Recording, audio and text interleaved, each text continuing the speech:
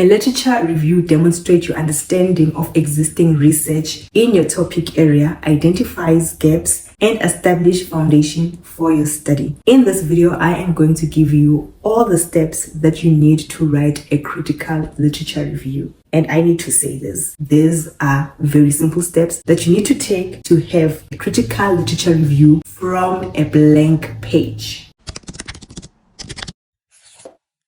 My name is Lerato Kanumsa of All Things Academia, where we explore and explain all things in the academic world. This is part 5 of the proposal component series. We have already covered finding a topic, formulating research questions, developing research aims and objectives, and writing a background that sets the stage for this literature review that we're going to write now. So if you have missed this video, I'm going to pin the first one up here somewhere and link all of them in the description down below so you can check them out. Writing a literature review is the most tricky process of the research proposal because there's a lot of reading to it. In fact, I always say this to my student, 90% of the literature review is just basically reading.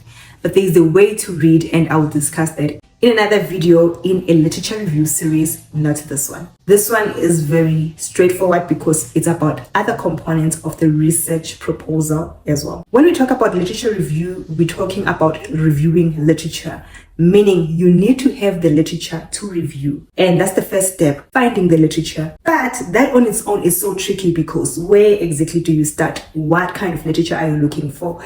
And what database do you visit to find this literature? And when you get to this database, what are you typing? What are you searching? And I'm here to answer all those questions. So for the first step, what you need to do is figure out what your topic is. This is why it's so important to watch the first video of this series, because it's actually helping you to find the perfect research topic. And once you have the topic, you can now start finding literature this way. You take that topic and you break it down. So in our case, the topic that we have developed in the first video is exploring first-year university students' perceptions of effectiveness of online academic coaching for academic success in South African universities. All we're going to do is take this topic and break it down into search terms. How do we do that? We first identify the keywords of this topic.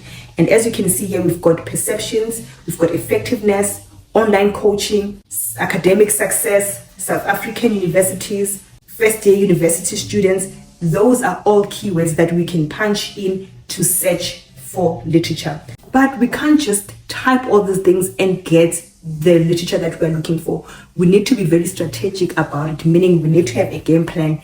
So this is sitting down and creating search terms that will give us the results that we are looking for when we enter them into these databases. This is by combining these different keywords to create effective search terms. When we look at this topic, we can consider online academic coaching as a search term for a general basis. Then we can go to student perceptions and attitudes as a search term. First, we can punch this all together in a search box, student perceptions and attitudes. But if you think about this search term, student perceptions and attitude, it's pretty vague, right? Students and attitude concerning what? Student attitude towards exams, student perceptions and attitude towards class teachers. So we need to say student perceptions and attitudes in online academic coaching. We can say student perceptions in online academic coaching, student attitudes in online academic coaching. So what I did is just take these two keywords apart and made 3 search terms. Also, we can think about academic success factors. So you need to switch these things up and play around with the words as you can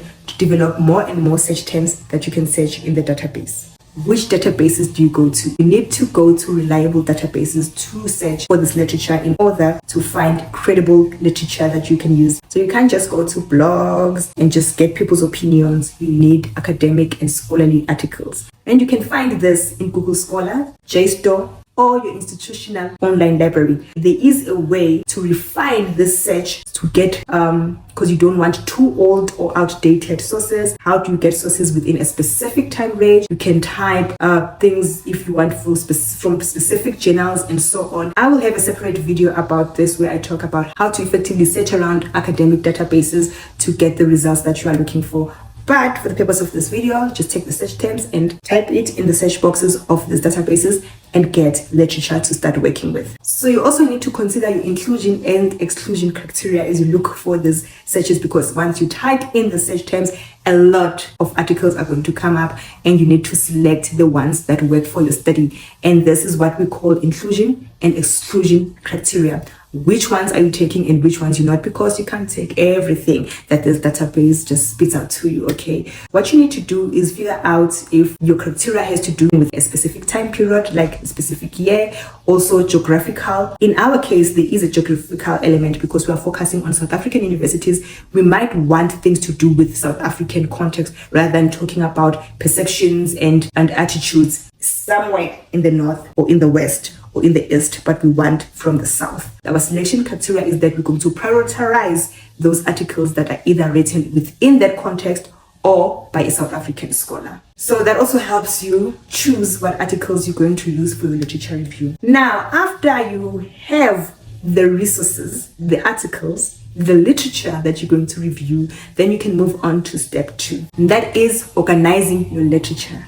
This is the most important part for your study, for your sanity, for a critical literature review that makes a compelling argument. Depends on how the literature is organized. So this is a step that you really want to pay attention to. So you've got all this literature about all the things that you think is related to your topic, but how do you organize this literature? You can do it by themes, and that is called a thematic literature review, when you group literature within certain themes that relate to your study. So maybe you take all the literature that has to do with perceptions and you group them together, or you group literature that speaks about academic success together, and so forth and so on. You could also group them by methodology, and that is called a methodological literature review, where you take all the literature that used a similar methodology, you group them together. You can have those that did a qualitative together, those that did a quantitative together. You can see if there's any that did a mixed method, and you can argue perhaps that there is a gap within the methodology, such as maybe there's a lot of qualitative but not so much of a mixed method or quantitative,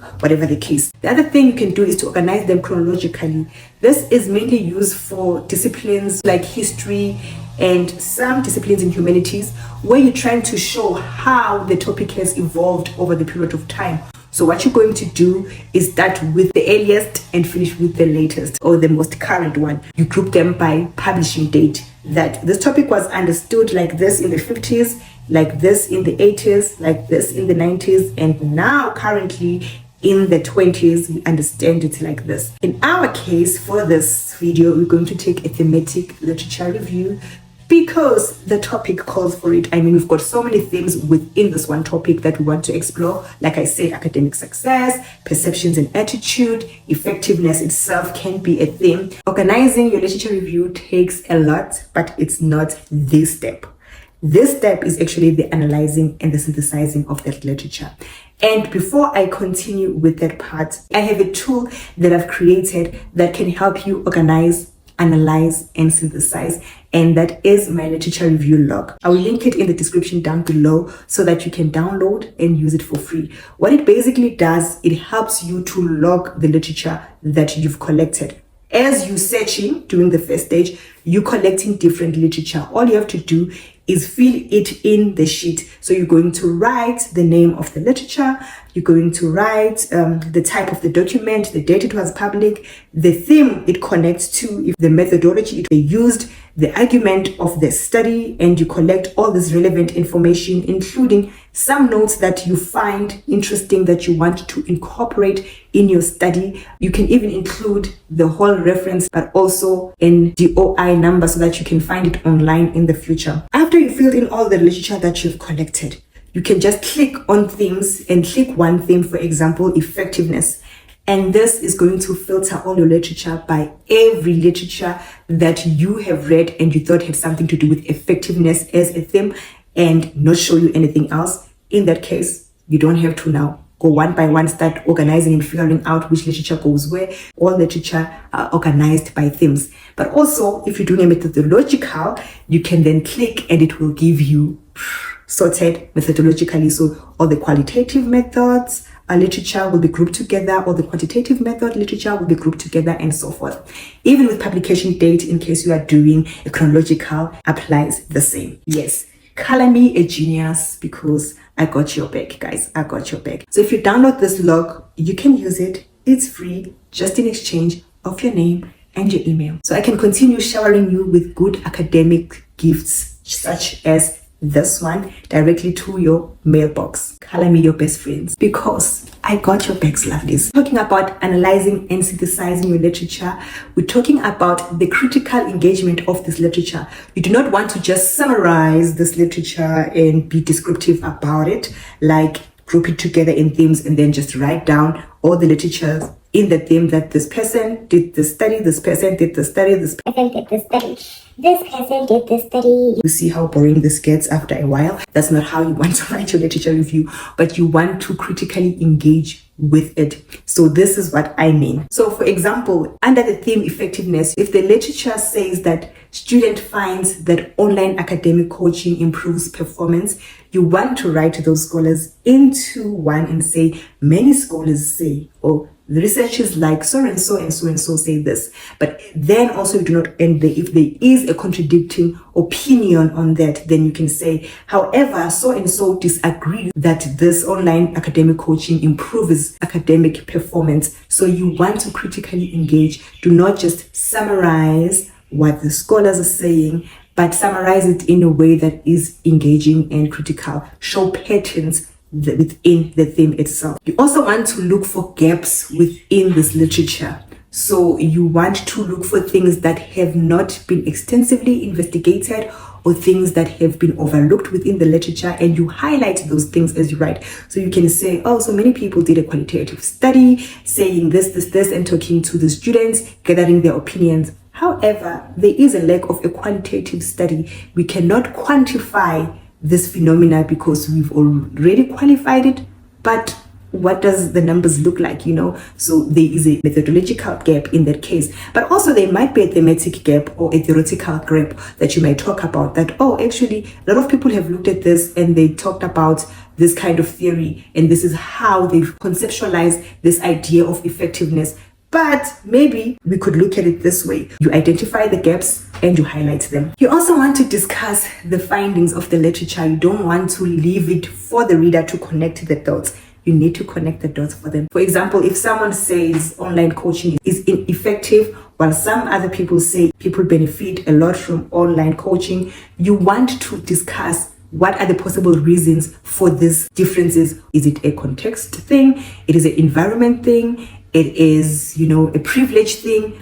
What causes these differences? After you've analyzed and synthesized the literature, you need to do step 4, and that is linking back your literature to your aim and objectives. This is why, lovelies, you need to watch the 3rd video of the series about developing an aim and objective, so that you can develop aims and objectives that are well structured and that can carry your study, because your literature review will refer back to them. So the linkage of the research aim and objectives to the literature review is the last paragraph of your literature review, because this closes everything. It's basically telling people why was there a need to review this, and what are the findings like, and how does that help your study? How does that become the foundation of your research? This is how you can link your literature review with your research aim and objectives, by firstly showing that based on the reviewed literature, where does your study fit? This is basically you stating the research gap that your study is going to address. And this is how you can phrase this. While students highlight the general effectiveness of online academic coaching, there is limited research on how first-year students, particularly in South Africa, perceive its impact on academic success. Secondly, you want to show how your research objectives align or expand previous findings. And this is how you can phrase this part. This study will explore specific factors that influence first-year students' perceptions, addressing the unique challenges and expectations of students in a South African university. So you finished with step 1, 2, 3, and 4. And now I'm just going to give you a few tips of writing a literature review. Firstly, you need to lead with the voices of the scholar, okay? A literature review is written differently to how you would have written your background, where you lead with your own voice and then cite the scholars. But here you lead with the voices of other scholars. It's called a review.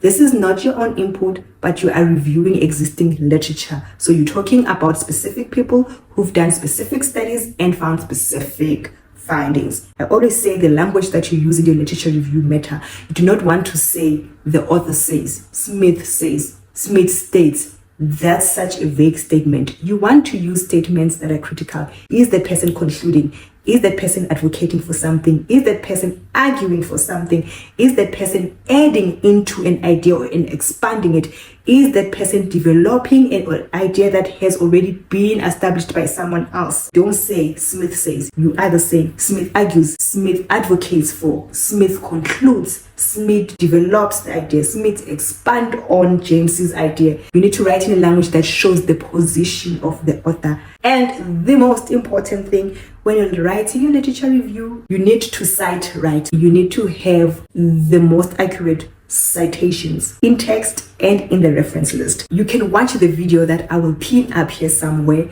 That is a Harvard referencing guide video to show you how to cite right and how to reference right using Harvard reference style. You can also download in the description down below my Harvard referencing guide. That is like a short booklet that guides you as you cite and reference using Harvard referencing style. So those are all free resources. Don't worry about it. Just click away and use. So now if you have followed all the steps and you've taken everything I talked about in account, you should be able to write a very critical, a very organized, and a very good literature review. All that is left now is the how of your study. So click on the video that is appearing on your screen right now, because that is the video that is going to show you how to write your methodology component of your proposal. What are you waiting for? Click on that video as I project to you love and grace in a way of 2 Corinthians 13 verse 14.